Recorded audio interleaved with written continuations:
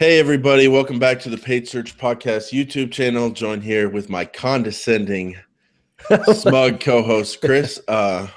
We're glad you guys are here. Every day the subscriber count goes up. We appreciate that. It's because you guys are sharing the show, and we appreciate it. So with that said, we're going to get into it. So, Chris, I see you have your Google shirt there. Double Google today. Yeah. You ready to go? You ready to answer some questions? If I answer, you're going to interrupt me. Alrighty. I know you well enough. You're just going to. I don't know what you're talking about. All right, how are you doing? Honestly, are you asked me to do this early? No. Are you stressed? Is something on your mind? Let's get the show started. All right. Sounds like a guy who's on top of everything there. Everybody, ChrisSchaefer.com. Check him out. All right. Yes. Hey, everybody. Welcome back to the Paid Search Podcast. Episode number 75. My name is Jason Rothman. As always, I'm joined by my pet gerbil. Wow. I'm going downhill quick. Wow, pet gerbil. Thanks. Sorry, even wrote it down. That's what I do with my time. In the shower. Chris, what can I call him today? Oh, what can I call him today? How's it going, buddy? We're back on the podcast. Another week has passed. I know you look forward to this. We record on Thursdays. Are you doing okay? I'm a little worried about you. Yeah. Sometimes, I've been doing AdWords management for companies for a long time. And very few times have I hit points when I feel I don't think I can take any more work. And this week I started feeling that way. Yesterday was a very busy day, but yesterday's over. Today is today. And I'm back to normal again. I'm feeling fresh and ready. I squatted 300 pounds today. So, I'm good to go. Well, good for you. I threw Jason off. So, Chris, I'm honestly, man, I'm off today. I'm a little, we've had some high highs this week, and I got to say, things are going very good. I'm very successful, and I wish I could share it with you, but I can't. Of course. Chris, I'm just curious. What is, you're such a pro. You had things so down. You've been doing this so long. Why does Chris Schaefer get rattled? What's the flaw here? Is it new account builds? Is it client interaction? What's going on? Builds. Yeah. New launches. Too many launches at once is intimidating. Definitely. That's for any manager, you launch something and it's not over. You have to monitor it, make adjustments. There's always stuff to do, client expectations. So yeah, that's just how it goes. Definitely. So, Chris, we're going to start us off here today with a review, and I promise you it's very short. It's from Manzurul Hassan on iTunes. Love their work is his title, 5 stars. Love this AdWords podcasting. That's it. Straight to the point, like Chris Schaefer dinner conversation. So didn't we read that one already? I thought we already read that, but no. Okay, well, thanks for the review anyway. Got another short one from Di Kaplan, 5-star review. My favorite is his title. Love this podcast. Always learn new little nuggets. Keep it up, guys. Hey, that's what we should rename this the AdWords Nugget. AdWords Nugget. Thank you guys for the reviews. Please review us on iTunes. When you do that, more people find out about the show and it helps us grow. So thank you so much. Now, Chris, today we're doing something very special. We're basically turning this show over to the listeners and we're answering questions. We have a Q&A. Chris, that stands for questions and answers. Thank you. I was confused. East Texas. And we're going to kick it off here with Melanie because we have a very special question from Meredith, and I'm going to need a few minutes to get into that one. Meredith, so Chris, why don't you kick us off with Melanie? Melanie. Okay, so Melanie sent in a question, and thank you for your patience, Melanie, on waiting for an answer. But she had a question about ROAs, return on investment, or return on acquisition, I say. It's specifically she was asking you, Jason, about ROAs and how they are very important. Can you guys talk more about this ROAs in the topic of it in terms of strategy and how to set them up? So, Jason, she specifically called you out, so I'm going to pass this one to you. What about ROAs? How do you think about those when setting things up and as far as your overall strategy? Um, the thing listeners love about this podcast, Chris, is it's honest.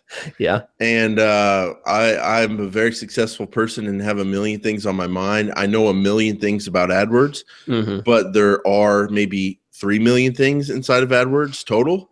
And there's a lot I don't deal with. So I don't know what ROAS is. Return on, well, she means like return on acquisition. Like I think what she's asking is, how do you model something?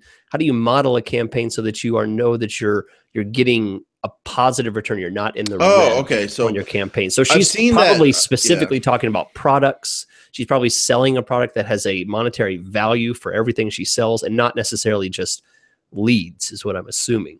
Well, I mean, if we're talking about like how you know if things are profitable, it's a very simple formula. It's just wildly simple. And as an accountant, I kind of take a little bit of an issue with the way everyone else talks about it. But we'll go through two things, Chris. So how do you know if your AdWords is profitable? You compare your cost, right, to how much it takes you, or your cost per click. How many clicks does it take you to get a sale, whether that's a product that you sell or a lead? And let's do product first because it's easier. Say your average cost per click is $1. Every 5 clicks you get a sale. Your cost per sale, cost per acquisition is $5. $1 per click, 5 clicks, $5 to get a sale. And then you just compare that to what is one sale worth for you. So if that keyword is tied to white tennis shoes and they sell for $20, then in terms of revenue, your return is 4 to 1. It costs you got to put $5 into the system to get $20 out.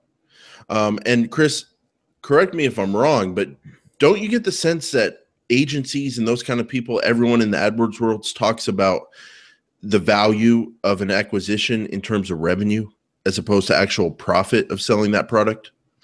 Right. Because when it comes to, being involved on profit and revenue, one is investing in how the company, makes profit and revenue versus, one or the other. So there's a point when me as a manager, I have to, say, well, this is as far as I can go. I don't know how your business works. And I don't know what your expenses are past this point. I can only take it to the point of actually selling it. I don't know how profitable it is beyond that, as far as, employee expenses and rent and all that kind of stuff. I think that's my only beef with that. And yes, that's the way most people do it. And I even refer to that to myself because that's all we know about in our world. We only know what the spend is. Or we only know what the revenue is. But what if the cost of getting that revenue wipes out the profit? Like say the average profit on those white tennis shoes when they sell them through their site through a direct visitor, a free visitor, is $5. Their cost to sell that product is $15, and they make a profit of $5, and then they spend an additional $5 to get that sale, and it's like a wipeout. So my main message is people need to look deeper than revenue. Well, Melanie, I'll tell you one thing that I hear a lot, and a lot of things I end up telling my clients about is basically this.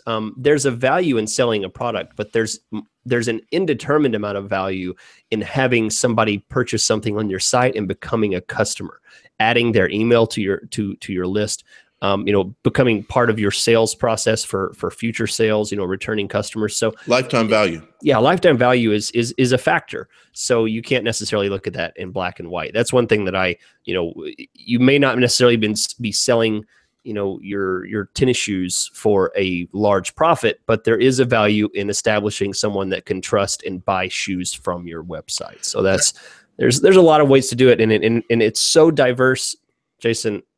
I don't think that we really have a clean way of saying this is the way it goes. Well, I mean, I have a method that I tell people, and we'll throw it back to services and leads because that's the world we work in.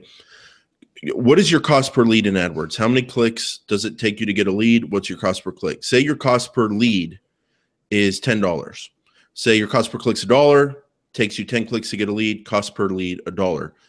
So that's your cost per conversion, cost per acquisition, cost per lead, all the same thing, $10. And how many leads does it take you to actually close a client and get new business, say for a divorce lawyer? Out of everyone that calls your office and spends a minute on the phone with you, what percent of those callers actually turn into clients that pay you a full, for a full service. So say you close 1 out of every 3. Well, then your cost per acquisition of a new client is 3 leads. 3 $10 leads in AdWords on average is going to turn into 1 new client. So then your cost per lead is $30. How much do you make per each client? And that's how you determine if your service campaign is profitable. How much is one client worth to me? And that's made up of the direct revenue from that service plus the lifetime value, which you have to figure out yourself as a business owner. You compare that combination, lifetime value and the revenue on that first service, to the cost of getting that lead in AdWords, which is how many leads does it take to get 1 new client. So your cost per lead is your cost per conversion times how many conversions it takes to get a new client. And Chris, to me, it's not that tough. Like, people really need to know this about their business, but not a lot of advertisers do. I tell you what, you certainly have your accounting background, because I mean, I'm a part of this podcast. I'm 50% of it, and I was like glazing over after that. But thank you, Jason, for that. Oh, Chris, let's move on to the next one. I feel like we've done enough. Chris, here. Does that make sense to you? I mean, do you think about these things? Checkbox. Thank you, Melanie, for a good question. I understand what you're saying. I understand, and I agree. This is the most important thing to AdWords. I do not want to talk about it anymore. This is why it turns me on, Chris. We're losing subscribers here. Let's move on. But the subscribers that are staying are actually making money with their AdWords campaign. This is the most important thing you can focus on, Chris. Gabriel and Meredith both are broke, probably. Sorry, if they're not asking about cost per acquisition. They have similar questions, and I want to combine these 2 questions together. So I'll start with Gabriel. Okay. Gabriel sent in a question, and he said, is it better to have thousands of keywords or small amounts of keywords? Really good question. Okay. That's a kind of an open-ended question with not a whole lot of specifics. I want to tag along with Meredith's email, Meredith, okay.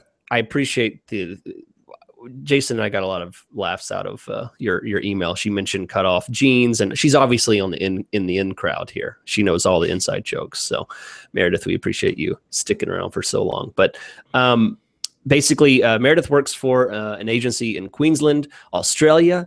And she had a specific question because her boss says that he sometimes separates campaigns into exact match and broad match modifier, each with identical ad groups. Okay. So if you have you essentially are doubling everything. If you have 15 ad groups in one, you're going to have another 15, and every one of those are going to have 2 or 3 ads. So you're multiplying the amount of work here immediately by doing this. Okay. Then he ensures that the exact match keywords are added as negative keywords for the broad match side so that they don't cross over. So you don't get exact on one when it should be targeted on the other one. And she says, have you ever heard of this? Is it advisable? I'll tell you, Jason, this is why I love that we're both in on this podcast, because if it was just me, it would be my opinion, and that's where it would be left. But I'm going to jump in on this.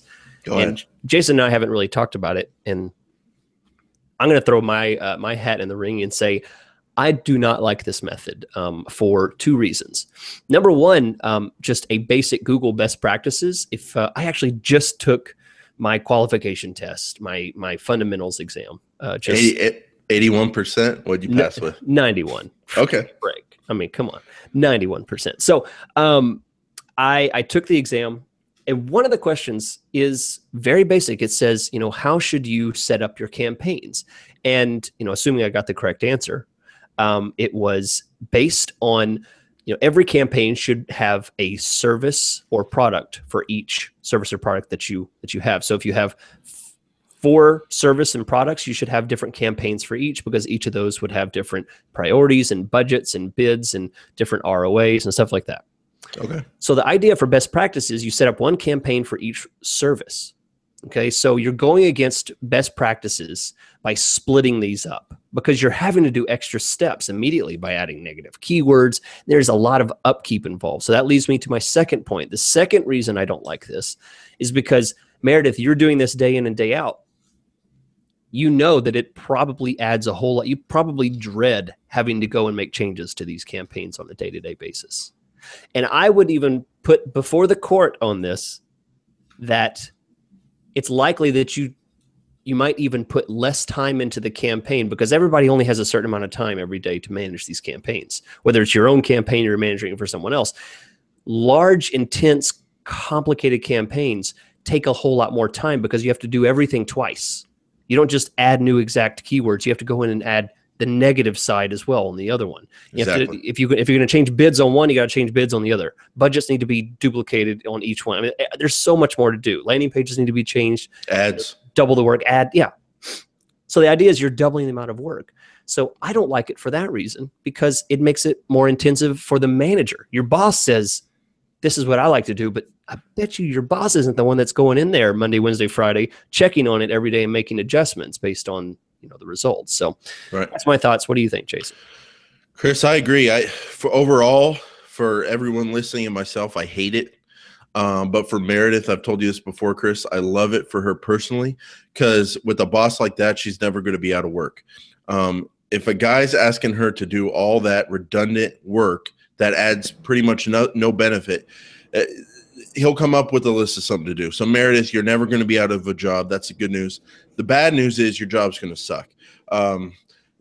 It's just for all the reasons Chris went into, creating different ad groups for broad match modified and then exact. There's no benefit other than for some reason that makes someone who does that feel better about looking at that kind of account. It looks more intimidating. For them, maybe they want to sell that complexity. We've talked about that before. Maybe they like having so much control like that.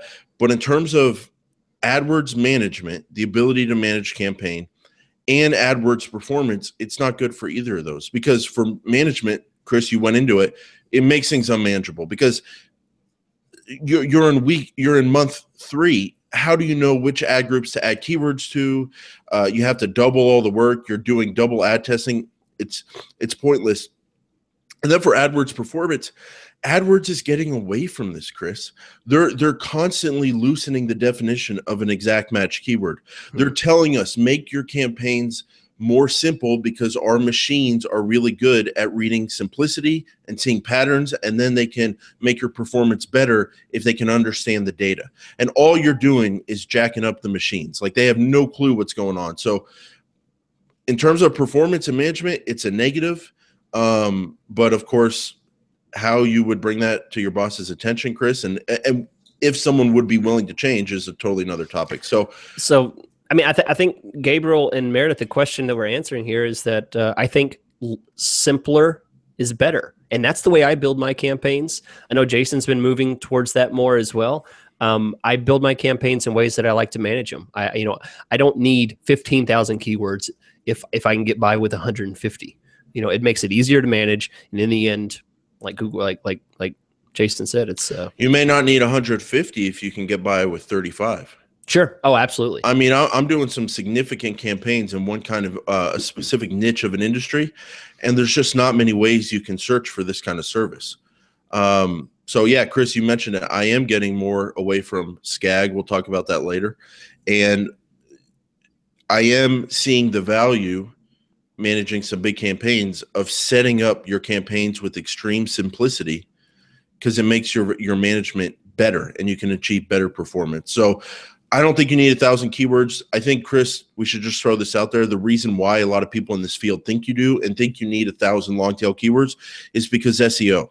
SEO focuses on long tail keywords, but SEO doesn't have something called phrase match.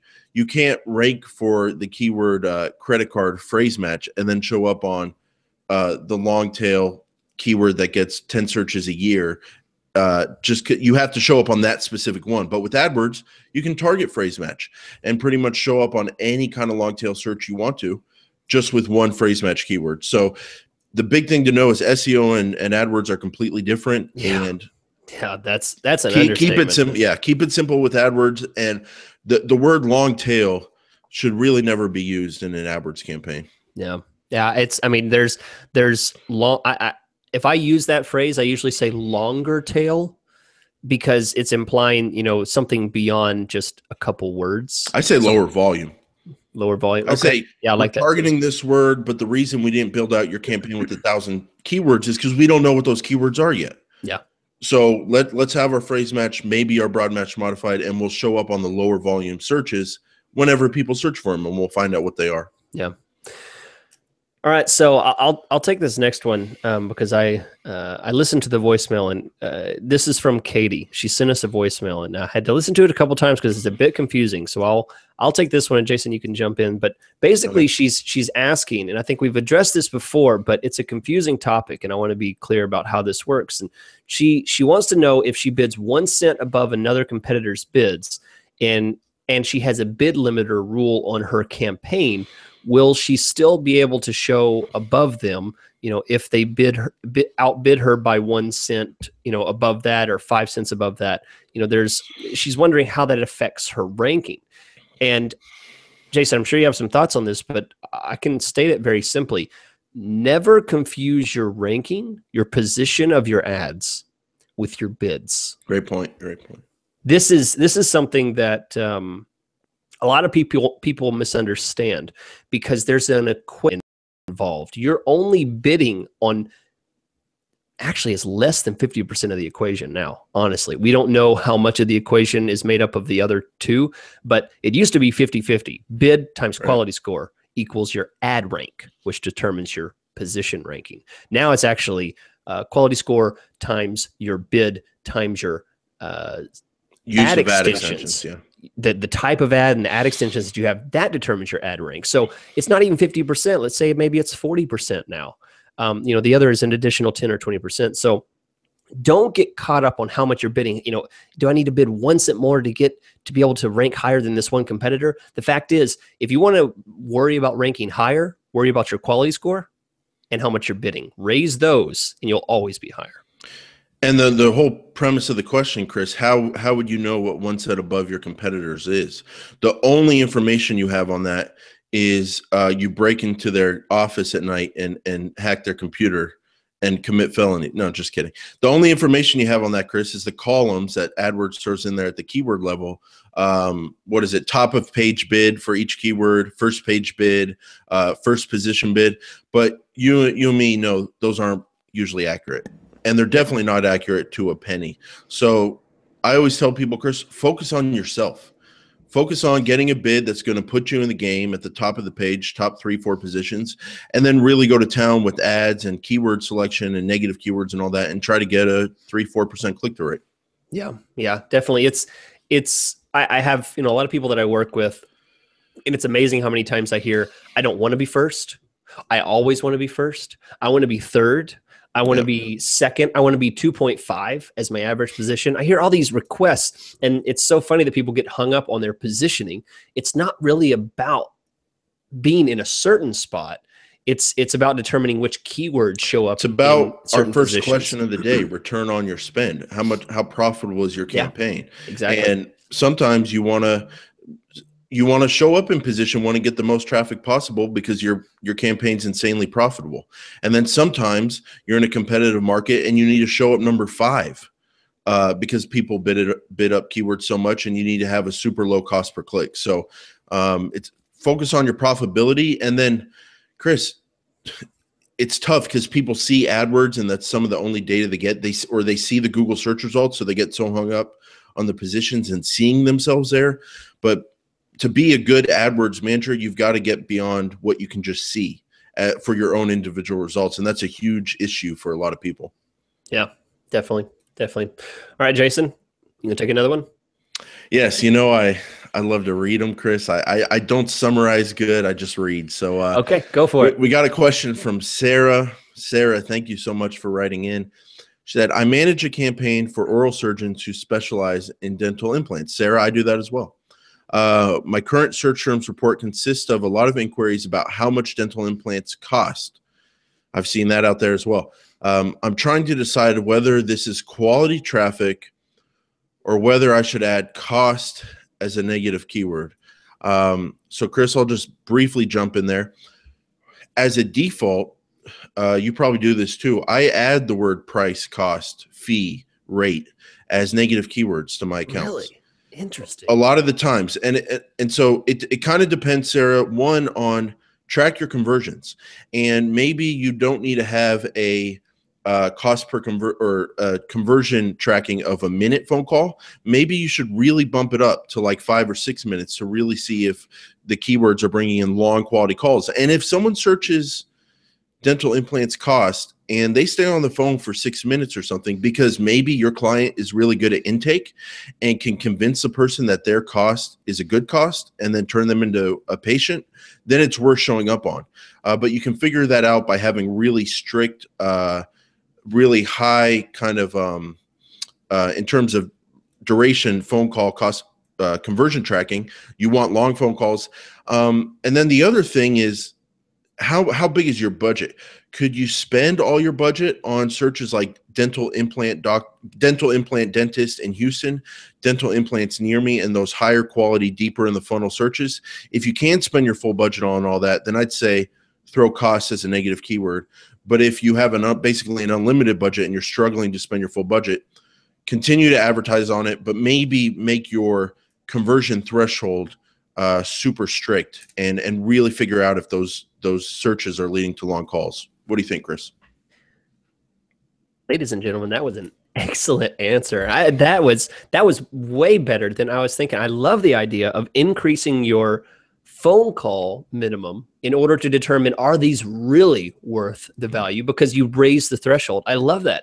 And here, I'll go one further for you, Chris. Maybe, Sarah, add cost, and you can take a page from Meredith's boss and make a second campaign. Add cost as a negative, right, to your first campaign. Run a second campaign only targeting exact match or phrase match cost words, and in only that campaign apply the longer call conversion. And you can drill it down that way without sacrificing a more lenient conversion metric overall. Like, you can still use a shorter conversion for everything else, but for these ones, you're trying to drill down if they're working or not. Have the longer conversion only apply to that campaign.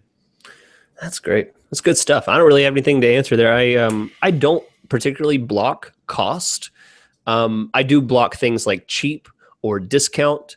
Craigslist, eBay, stuff like that. People looking for deals, but I don't necessarily. Yeah, but as much as you and I have in common, Chris, we have differences because you're working with B2B. It's hard to get a lead. Sometimes months can go by for some of these really high money, big company transactions, and they need all the leads they can get. And a lot of times people really do search costs, and it turns into a lead. A lot of times businesses will need, 3 estimates for them to make a decision on B2B. So they're they're just looking for 2 more people to get a quote from, right. And for me, if I'm working with a divorce lawyer or a mover and someone's searching cost or price in the search, it's just not the kind of moving client or divorce client my clients want to work with, because people that search for that for moves and divorce lawyers, they're really looking for the cheapest option possible. And my clients don't usually offer that. Yeah. All right, so I'll take the next one. This next one is from Vlad. Vlad sent a question over to us just recently. This was October 6th, and said, hey there, guys. Just discovered your channel and happy to dig in with AdWords with insiders like you. Hey, Vlad, thanks. Appreciate it.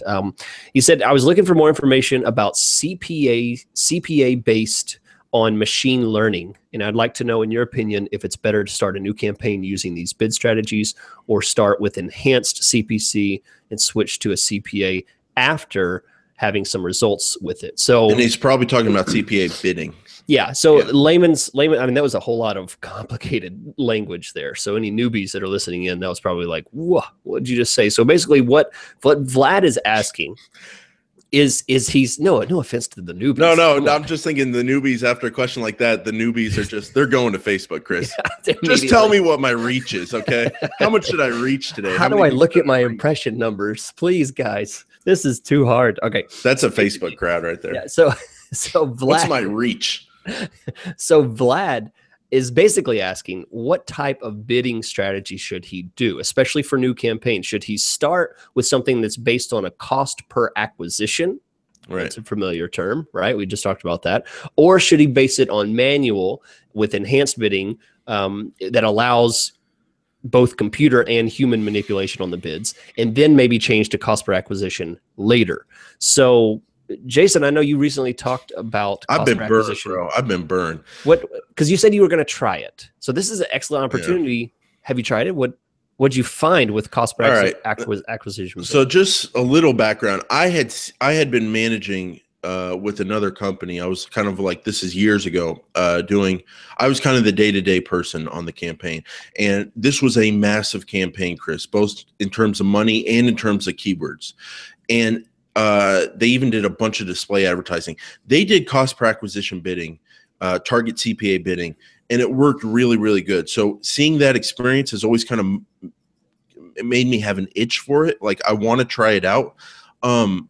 But my campaigns tend to not have that many keywords and that much data, but Google's always pushing this, like in your notifications. Yeah. So I tried it out recently on some campaigns that, it's one or two campaigns in the account. We spend $1,500 to $3,000 a month. Maybe we get like 30 to 50 conversions a month, but they've been running for a couple of years and have a ton of history. It started off awesome, Chris. Like, I turned on a target CPA. I also tried maximum conversion bidding to get the most conversions possible. And for the first month, things went awesome. And then it just kind of like stopped being awesome. And here's the problem. When it stops being awesome, oh yeah, what do you do about it? Because my mindset is make changes, fix it, because that's what we do. Lower bids, increase bids, right. Change mobile device settings. Yeah, I mean, all kinds of stuff. And the more I do that, the more the results get worse, because then the CPA bidding thing has to relearn the system. Right. And I don't know how much it's learned, and I don't know what changes we made that are turning it off. And I ended up hating it, Chris. So my answer would, what I do is I do manual bidding. Yeah. I'm so used to it. It's so much control. I always turn on enhanced CPC bidding, where they can bid up by 30 or down by 30% if they think it's likely a conversion person. I do manual with enhanced CPC. The only time I would probably try the machine learning bidding is if it's a massive campaign, Chris.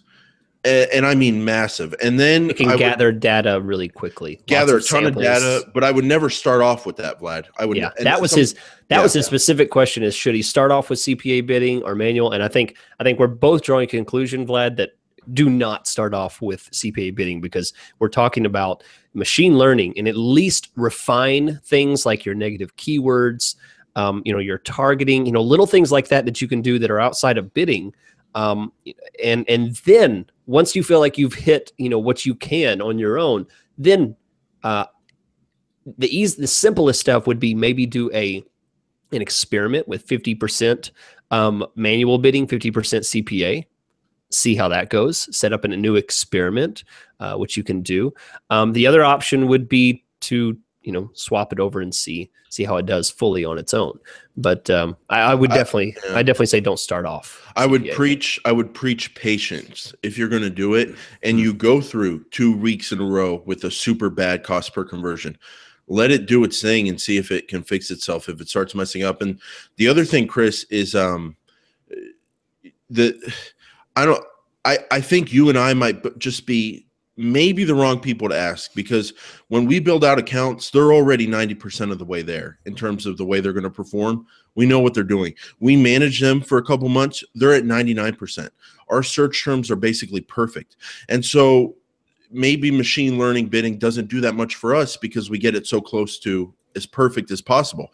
But maybe someone who really has an awful campaign, they throw on that CPA bidding, the machine bidding, and maybe it just really dramatically makes bridges that gap for them. Yeah, that's a good point. I think we may be the wrong person to ask, because I haven't had a great experience with it. Yeah, you are asking two guys that do this full time all the time, and we don't like to give permission away to Google to do stuff for us. We like to do it. We like to have control, because we're the ones that are going to get griped at if the metrics aren't met month to month. So That's why I don't like to give it away. But anyway, so we'll take the last question here. Jason, you want to answer a question from Rob Sanders? He's all right. Rob, don't hold me to this.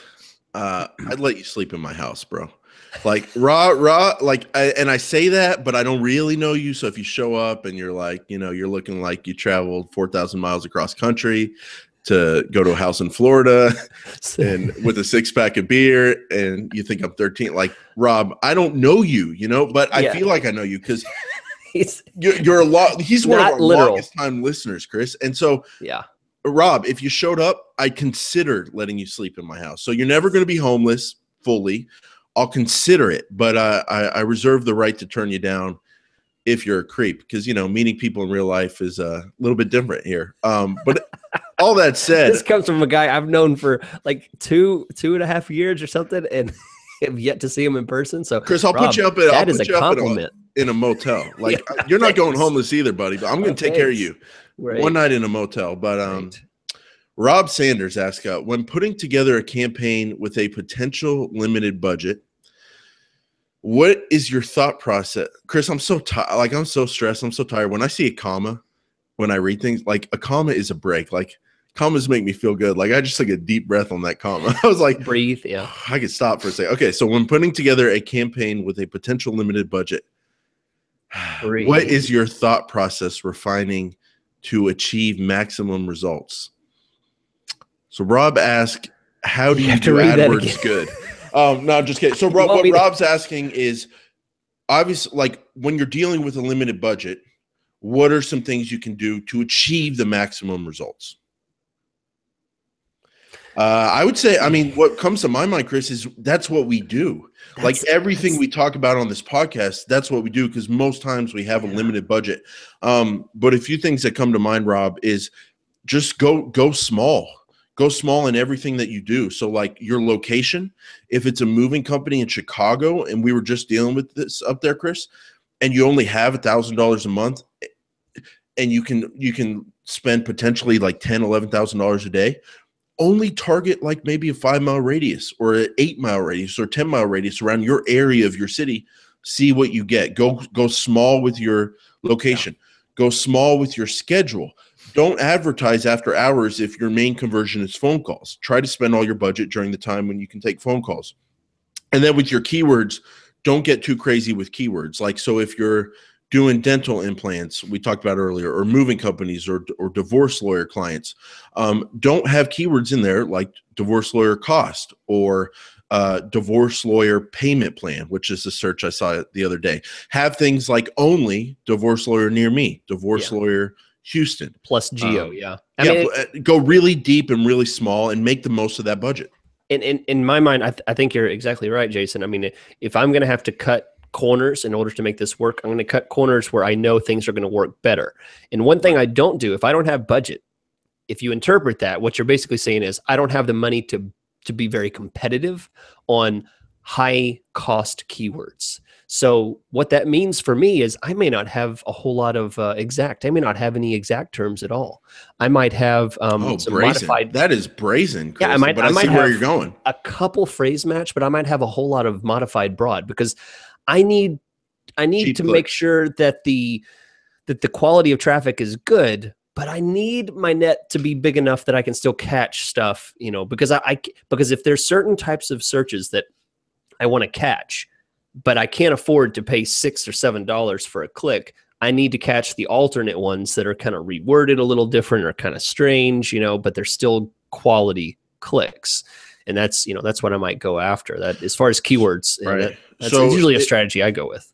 That's a great strategy. So you're going for you're going small with your schedule, all that kind of stuff, location, but you're casting a wider net with what you can show up on to try to get a smaller cost per click, but still limiting that net with a broad modifiers. I like that. So you may not show up on the search divorce lawyer Houston, Texas, but you might show up because of broad match on I need a lawyer for my divorce, South Houston, and just there's less people that are going to be in that auction. Exactly. You might, I mean, you know, obviously to avoid having to have, 1,000 keywords, modified broad match is the way to go on that, because you can have, 50 of those and catch a lot of those kind of things. You don't want to have, best Houston divorce lawyer, and all the different variations of that, but you could have Houston, plus Houston, plus divorce, plus lawyer, and you'd be able to catch things like that for possibly cheaper. So I love it. Yeah. So that's it. Throw a nugget out there.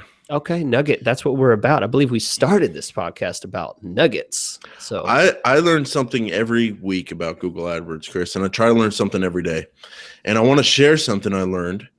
And it's a great term that is alliteration, which the only thing in life, the only way to have success or sell a product in life is alliteration. I'm telling you, Chris, like it just works. The ramp up is real. The ramp up is real. You've been there. I've been there. You get a client all hot and bothered. They're ready to start advertising AdWords. Maybe you're working with an agency and they're getting their clients hot and bothered. You spend a week building out the campaign. Everybody's ready to go at Monday morning at 8 a.m. You turn it on, crickets. Yeah. Nothing. You're showing up in the preview tool.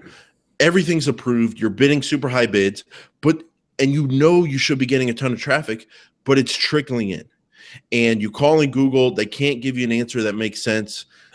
You can't give your client an answer that makes sense. And there's a lot of pressure, Chris. Yeah. Well, what I was told, I've been told this by multiple people at Google, and you really kind of have to pry with them and tell them like, hey, I'm not a crazy person. Like I know a ton about AdWords. Just tell me that, and I'm not asking you to explain why my campaign's starting off as such a dud. I'm not like, I know I'm doing everything right, and I'm not asking for an explanation. Just kind of like wink at me and tell me the system is kind of like ramping up, and it takes a few hours to get going. And they'll say, yeah, you're right. It's kind of hard to explain, but when it's not like a light switch. People think turning on a brand new campaign and account, Chris, is like a light switch, because that's what you do in the account. You turn it on and you think, okay, I'm running. It's not like that. Whatever happens behind the scenes, when you go from 0 quality score history, 0 click-through rate history, to try to advertise on an auction, there's something that happens, Chris, that I can't even explain. But the results you get in the first couple hours, maybe the first couple days, I was told, is not the way it's going to be in week 2 and 3, month 4, 5, and 6, year 2, year 6. The ramp up is real. And they told me the first 1 to 2 days, and then even the first 4 to 5 days, really. But what I've experienced is especially that first half of the first day. The ramp up is real. And you can't take anything that you see in your account with like much credibility, because things are going to change and improve later in the day and the next day and the day after that. The ramp up is real. What do you think about that, Chris? I like it. I think that is something that you would not be able to see unless you'd been in the game and had experienced it over and over again. And I think you're absolutely right. It made me realize, in the back of my head, I'm thinking about this one client I recently got, and I'm just not getting impressions and clicks, and I'm kind of freaking out. I'm like, come on, this is a high click, high spin type of thing. I'm a little like, why don't you can Skype me, Chris? Like why don't you call me? Well, do we have to wait till Thursdays? I gotten stuff to do. It's just you can't take advice from me, can you? Just text me. I'll see you on Thursdays, Chris. But doesn't that make sense? Like now, is it kind of clicking? The ramp up is real, and everyone needs to calm down and get a hobby for the first half of the first day, especially. Yeah. Don't sit on your AdWords. I think that's a good point to. Yeah, I just like throwing out nuggets. I like that. I like throwing them out at the end of the show, because these are the real people. Yeah. And you know what, Chris? The water cooler people, those are the real people. And I'm going to start throwing off my best nuggets, like in the middle of random water cooler shows. Because I know some people don't listen to them because they're like, I just want the AdWords tips. But that's the worst strategy. I'm going to make everyone suffer through 40 minutes of a podcast before I give them the good stuff. That's the dumbest thing I've ever heard. No, I don't think so, Chris, because I have a lot of love for the true fans of the show. Okay. And that tip is extremely valuable, is it not? Okay. Like that tip is something you're not going to read in a book. Okay. And your boss isn't going to tell you. So I like to share with them. So Chris, I'm going to take us out here. It's been another pleasurable experience doing a podcast with you. We thank everybody for listening. We'll be back next Monday with episode number 76 of the Paid Search Podcast. And I think, Chris, we might be talking to Walt. So we'll leave everyone in hot anticipation, and we'll see you guys next time.